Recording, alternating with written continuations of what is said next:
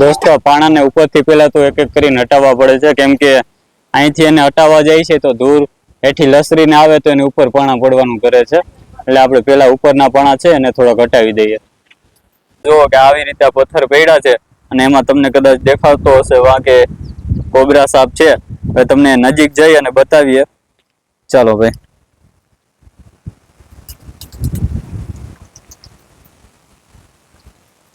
જુઓ કે દોસ્તો સ્પેક્ટિકલ કોબરા સાપ છે અને એકદમ ડેન્જર અને ખતરનાક લાગે છે.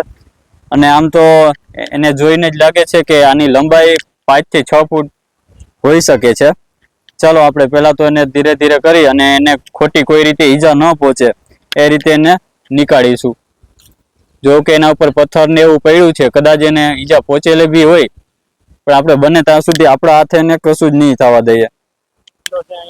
હા, એ કઈ વાંધો ને. આ છે ને એની માથે જ પડી છે ડાયરેક્ટ અત્યારે. અહીંથી જ આવી જાવ તમે. આ બે પાણા છે ને એ લઈ લ્યો. એ અને આ બે હા એ લઈ લ્યો. પછી આ લઈ લ્યો.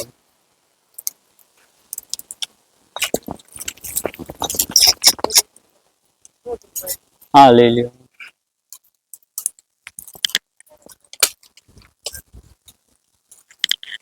લઈ લ્યો. પછી આ પાણું ઉપર લેજો.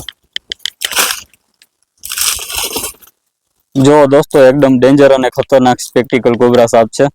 જો કે બિચારાને દર્દ બી થતું હશે, પણ આપણે એને પેલા તો નુકસાન ન પહોંચે એટલા માટે એક એક કરીને પથ્થર ઉપરથી પેલા તો હટાવી લઈશું. આ લઈ લ્યો, આ મોટો પાણો.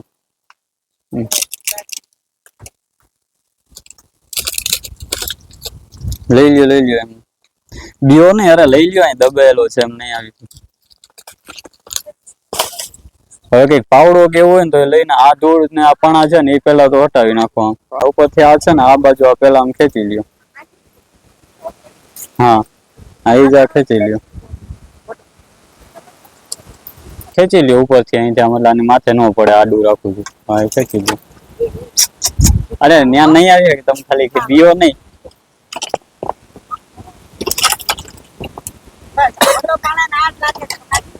કયો? હા આ ખેંચી લ્યો. અહીં માથે રાખ્યું છે એમનું આવશે નહીં, આની માથે કઈ નહીં પડે. હા એ તો હા હા એ તો લાગ્યું તો હોય જ. હવે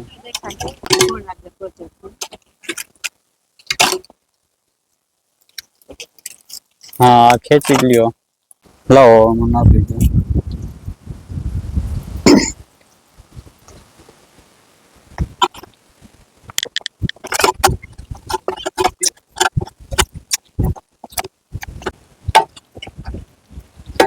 દોસ્તો પાણાને ઉપરથી પેલા તો એક એક કરીને હટાવવા પડે છે, કેમ કે અહીંથી એને હટાવવા જાય છે તો દૂર એથી લસરીને આવે તો એની ઉપર પાણા પડવાનું કરે છે. એટલે આપણે પેલા ઉપરના પાણા છે એને થોડાક હટાવી દઈએ. તો દોસ્તો એકવાર આપણે એને પાણી પીવડાવી દઈએ પેલા તો.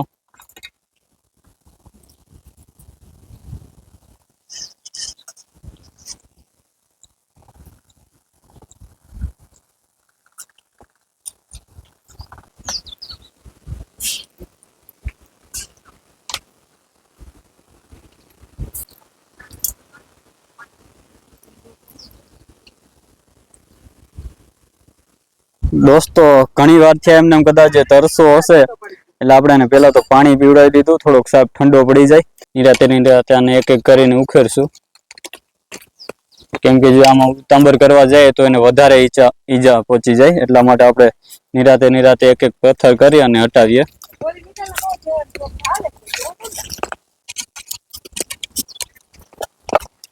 દોસ્તો સાપની આંખ દૂધિયા કલર જેવી દેખાઈ રહી છે, એટલે લાગે છે કે સાપ કદાચ આંધળો બી હોઈ શકે અને કદાચ કશું દેખાતું ન હોય.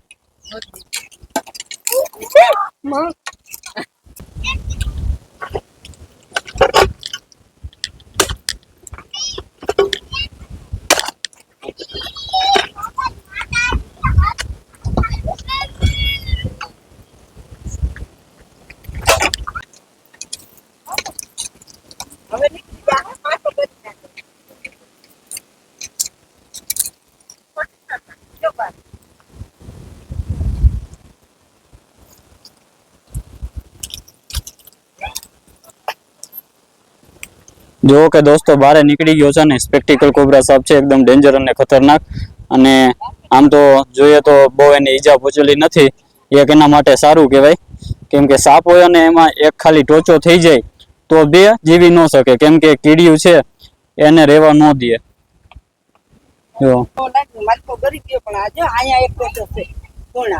જો કે દોસ્તો એને લાગે છે વધારે તો કોઈ ઈજા પહોંચેલી નથી લાગતી ક્યાંય એને બ્લડ કે લોહી એવું નીકળ્યું હોય એવું નથી લાગતું ખાલી એની ઉપરની જે ચામડી છે એ ઉખડી ગયું છે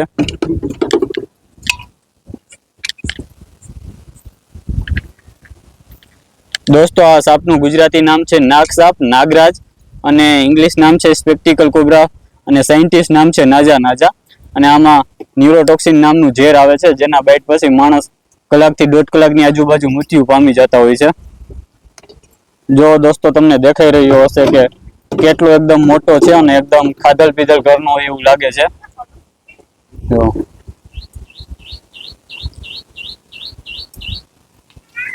જો દોસ્તો એના શરીરમાં બીજે તો કોઈ જગ્યાએ ઈજા પહોંચેલી નથી લાગતી એક એના મોં પાસે થોડુંક બ્લડ જેવું દેખાય છે બાકી તો આમાં શરીરમાં ખાલી આ ચામડી છે આ ઉખડું છે ને એવું થયું છે બાકી ક્યાંય બ્લડનું નિશાન નથી ચાલો આપણે એને સહી સલામત રેસ્ક્યુ કરી દેશું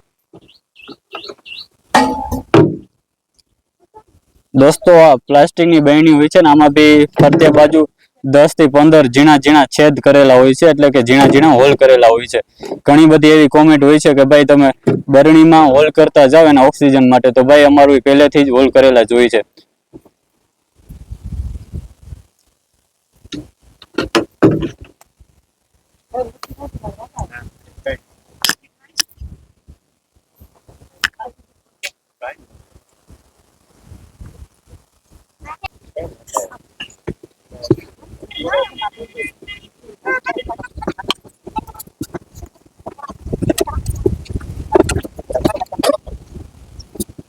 ચાલો તો દોસ્તો સહી અને સલામત રેસ્ક્યુ થઈ ગયું છે હવે આપણે આને સહી સલામત જંગલ વિસ્તારમાં રિલીઝ કરી દઈશું શું કહેશો હવે સાપનું તો રેસ્ક્યુ થઈ ગયું છે બહુ સારું કામ થયું છે હવે 15 દિવસ થયા છેલ્લા આમાં જ અમે છે ને બીકમાં હતા એટલી મહેનત કરી તમે રેસ્ક્યુ કર્યું બહુ સારી વાત કહેવાય એમ બહુ હવે બીક અમારી આ બધી ડબલીમાં ભરાઈ ગઈ છે આ અહીંયા રેણાક છે અહીંયા ભેહું બધી અહીંયા બાંધી હોય ને એટલામાં જ રખડતો હોય સાપ એટલે આની પેલા એ નીકળો તો તેથી પાછો નીકળી ગયો એટલે તેથી રેસ્ક્યુ ના થયો આજે આમાં દબાઈ ગયો તો એટલે આજે નીકળી જશે આજે રેસ્ક્યુ તો અત્યારે બધા લોકો એમ કહેતા કે ભાઈ સાપ પકડવાનું કામ ન કરવું જોઈએ ને એ તો એની રીતે સાપ વયા જાય સામેવાળી પબ્લિક ટેન્શનમાં હોય એમાં આપણે શું આપણે આવું કામ ન કરાય આવું જોખમનું કામ ન કરાય તો કરવું જોઈએ કે ના કરે બહુ સારું કામ કહેવાય ને આમાં કેટલા એક જીવ બચે છે અમારે બધાની બીક દૂર થઈ જાય છે બહુ સારામાં સારું કામ કહેવાય શું આ કામ વિશે અમારે બહુ બીક લાગતી હતી ફરિયામાં આવે છે એકના રાતના 8 વાગે આવ્યો